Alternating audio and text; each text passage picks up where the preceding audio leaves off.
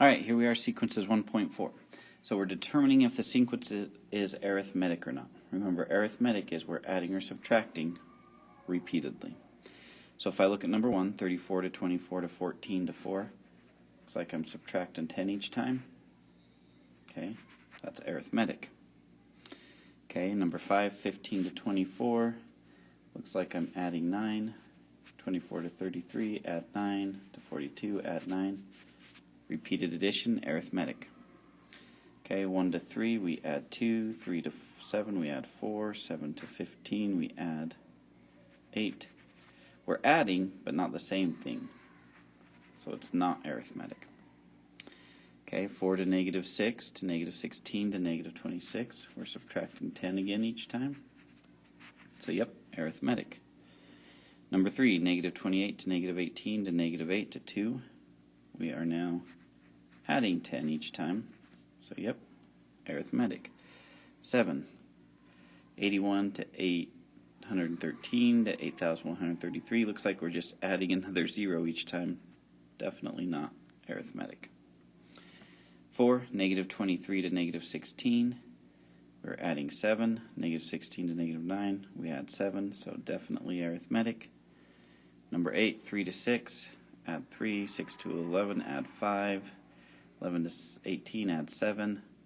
Definitely not arithmetic because we're not adding by the same number each time. Okay, so now what we want to do is find the next 3 terms, figure out the difference, the common difference we have there, and talk about, and I guess show, the recursive and the explicit functions. Okay, so let's figure out the pattern. Okay, that common difference will be the number, how it's growing. So 3 to 8 is 5, 8 to 13 is 5 more. So we're adding 5 each time, and that's our common difference. Okay, so if I go, that'd be 28, 33, 38, and so on.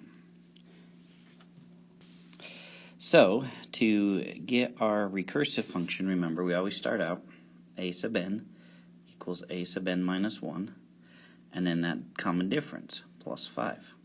Okay, then to get our starting number, okay, not the first term, remember, it's the 0 term, so I'd subtract by 5 and get negative 2. Now for my explicit function, okay, depending on what variable you want to use, we would just say x equals, and we have our starting number negative 2, and then our growth, and we multiply that growth by n. Okay, you could have also written it 5n minus 2.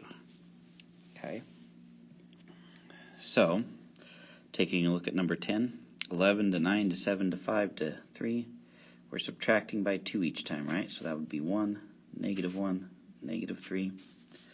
So common difference, subtract by 2.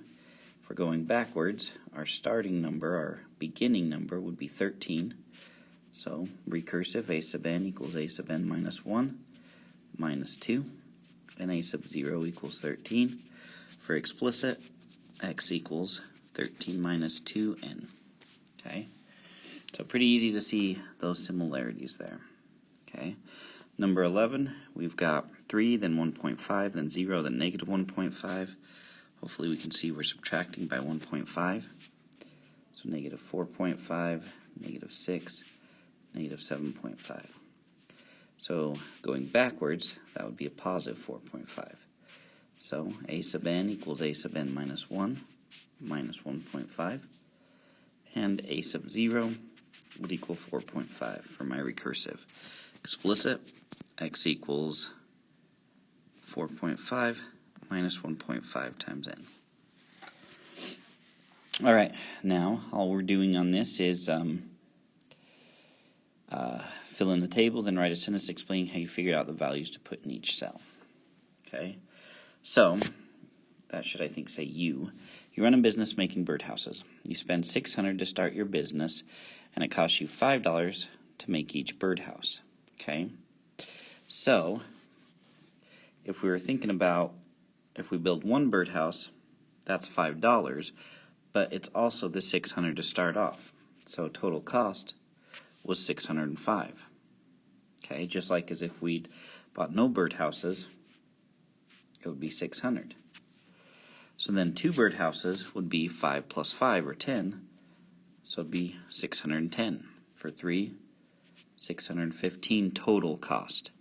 Okay, for 620, 625, 630, 635. So again, that explanation is that we start out with the 600 that we lose, and then that we spent, and then for each house we build, it costs $5 each to do that. Okay? All right. So 13, apparently I dropped off all the U's. Okay. So you make a $15 payment on your loan of $500 at the end of each month. Okay. So before we pay anything, we owe $500. Okay. Which we'd probably want to put as negative $500. Then we're going to make a $15 payment, so we're adding 15 each time. Okay. So that's the pattern that we're making.